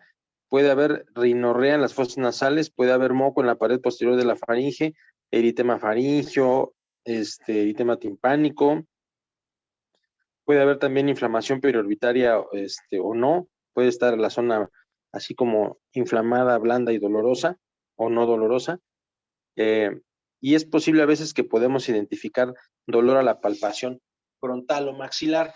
Cuando lo hacemos nos colocamos de frente al paciente y hacemos presión con los 2 pulgares sobre la zona frontal y la zona maxilar, y esto en ocasiones va a desencadenar dolor en pacientes más adultos, en los chiquitos es poco específico, pero la sensibilidad facial pues es poco sensible y poco específica, ¿no? Y la presencia de halitosis, en ausencia de una faringitis, pues también nos puede dar alguna idea. Obviamente, si hay un cuerpo extraño o una mala higiene dental, nos puede hacer sospechar también de sinusitis, el signo de halitosis. En cuanto a las pruebas complementarias, bueno, la radiología convencional de senos paranasales, que es las proyecciones que normalmente pedimos, así la pedimos como tal, proyección de senos paranasales. Pues es una herramienta poco específica, que pedíamos anteriormente, casi todos pedíamos una radiografía de senos paranasales. Es una como prueba complementaria, pero se ha demostrado que aunque es sensible, pues es poco específica. Entonces, los signos más frecuentes encontrados en este tipo de estudios, pues es la opacificación de los senos y la hipertrofia de la mucosa por arriba de 4 milímetros. Ajá. Este tiene un valor predictivo positivo cuando encontramos la mucosa de los senos engrosada. Obviamente, con lo que mencionaba su compañero, pues no nos ayuda a distinguir si es viral o es bacteriana. También podemos encontrar nivel hidroaéreo, que nos da mayor especificidad, que desafortunadamente es un hallazgo poco frecuente. Yo lo he visto como 3 veces nada más, donde he alcanzado a ver un nivel hidroaéreo a nivel de los senos paranasales, y esto pues obviamente tiene que ser un niño ya mayor de 8 años, para poderlo ver, y en el caso de los senos frontales, pues un niño mayor de 12, ¿no? Entre 12 y 15 años. Entonces ahí es poco valorable ese aspecto. Entonces, en cuestiones de radiología, pues debería considerarse únicamente pedir una radiografía en caso de que el tratamiento sea no exitoso o que haya alguna posibilidad de complicación, pues la solicitamos. La tomografía es mejor. Esa también nos puede dar mayor información, pero también puede estar alterados en niños con problema rinítico o rinitis alérgica, nos puede salir falso positivo. Lo que se prefiere en este caso es la resonancia magnética. El problema con la resonancia magnética pues es que es cara y no todos los hospitales la tienen. De hecho, muy poquitos la tienen. Se prefiere mejor la TAC porque es de mayor acceso y actualmente ya casi todos los hospitales de segundo nivel cuentan con tomografía. Cuando hay sospecha de una complicación, ¿cómo nos vamos a dar cuenta? Bueno, porque se agregan otros síntomas, aparte de los síntomas que mencionó su compañero, pues podemos tener alteraciones de los movimientos oculares, alteraciones de la visión, cefalea muy intensa, vómitos repetitivos, presencia de convulsiones o alteraciones del sensorio. Ahí debemos de pedir una tomografía urgente porque hay la posibilidad de que ya se haya complicado con una meningitis. Otros exámenes complementarios que se pueden hacer, que actualmente están cobrando mucha utilidad, uno de ellos es la ecografía, que actualmente el ultrasonido, no solo para la sinusitis, sino para muchas otras patologías, incluso como las neumonías, enfermedades de parénquima pulmonar, etcétera, es la ecografía portátil. Pero sin embargo, pues, aunque es muy efectiva, pues es poco practicada y no todos los radiólogos tienen entrenamiento en ecografía de senos paranasales. Obviamente es de bajo costo, porque el ultrasonido vale mucho menos que un tomógrafo o un resonador, tiene una sensibilidad alta de 86% y una especificidad de 96%. Obviamente tenemos que tomar en cuenta que este es un estudio que se debe hacer por un médico capacitado en ecografía, porque es un estudio que también le llamamos operador dependiente. Pero es algo de lo nuevo que se está utilizando y que cada vez tiene mejor posibilidad de hacerse. Tenemos que tomar en cuenta que también tiene sus limitaciones. No sirve para diagnóstico de sinusitis etmoidal ni esfenoidal, por obvias razones anatómicas, ¿no? Y sobre todo en la cuestión de niños pequeñitos. La transiluminación, que es algo que también es poco fiable, sobre todo en pediatría, por obvias razones, por las cuestiones anatómicas que ya vimos. Los senos son muy pequeñitos y los hallazgos son difíciles de valorar. En cualquier caso, son aplicables para senos maxilares en niños mayores o adultos. Y la endoscopía sinusal, que esta, bueno, ha tenido buena correlación cuando se utiliza junto con la tomografía, pero pues no es una técnica que se utilice de manera rutinaria porque no todos tienen el endoscopio a la mano y eso se reserva más para el subespecialista. En cuanto a las complicaciones, bueno, pues, ¿cuáles son las complicaciones más frecuentes de esta patología, muchachos? Que son graves.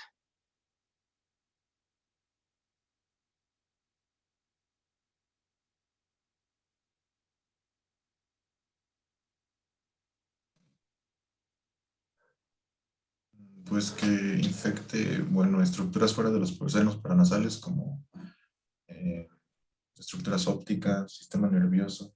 Estructuras orbitarias. Orbitarias, sí, perdón.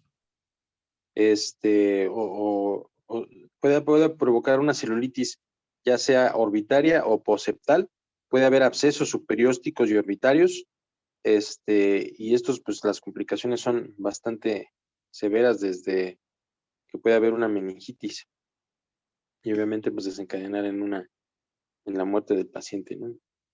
Cuando tenemos un paciente con celulitis periorbitaria como cuadro inicial de su ingreso al sistema de urgencias o al médico, pues inmediatamente debemos de sospechar que esta celulitis se originó posiblemente de un cuadro mal manejado o un cuadro repetitivo de sinusitis, y ahí sí forzosamente tendremos que hacer una tomografía y pedir valoración no solo por otorrinolaringología, sino también por oftalmología.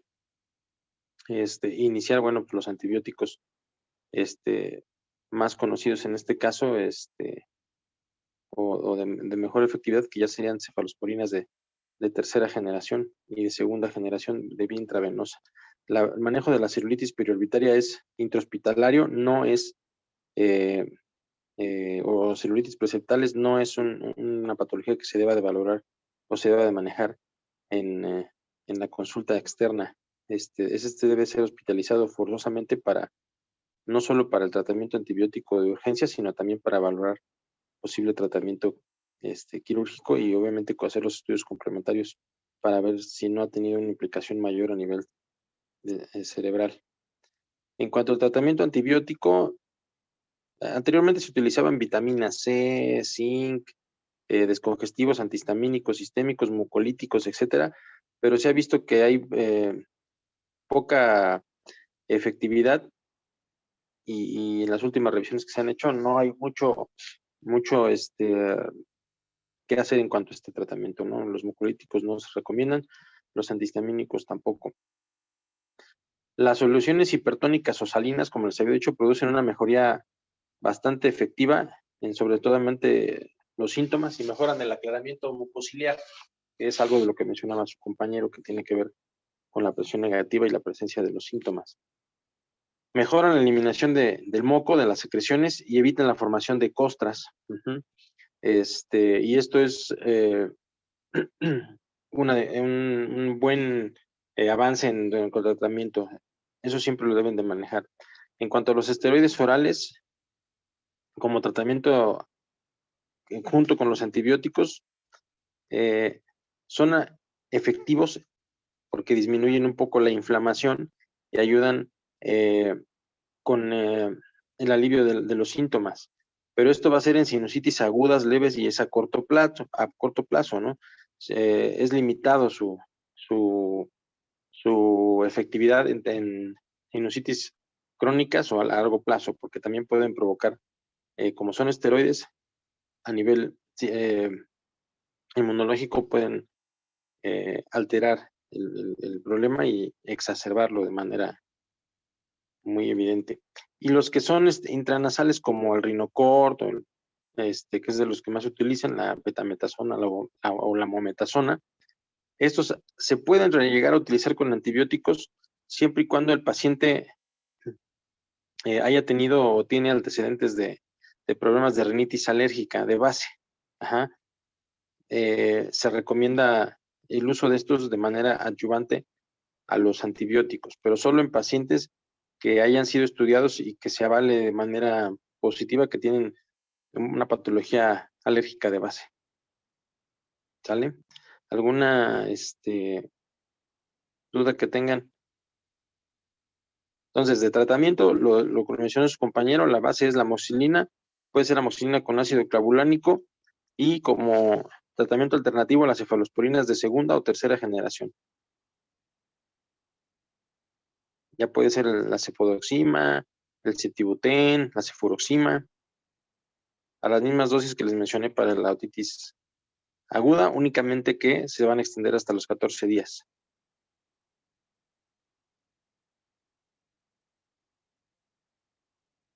¿Alguna duda hasta aquí? No, No, No, doctor. doctor. No, doctor. Entonces, acuérdense, los mucolíticos y los descongestivos y antihistamínicos en la sinusitis no son recomendados, para que no, digo, la oximetazolina es así como que en casos muy severos de congestión nasal, y una vez al día de preferencia. Es preferentemente lavados con suero salino o el agua de mar que le conocemos, ¿sale? Hasta aquí terminamos esta clase. Que les vaya bien. Gracias, doctor. Gracias, doctor. doctor. Gracias, doctor. Bye, bye.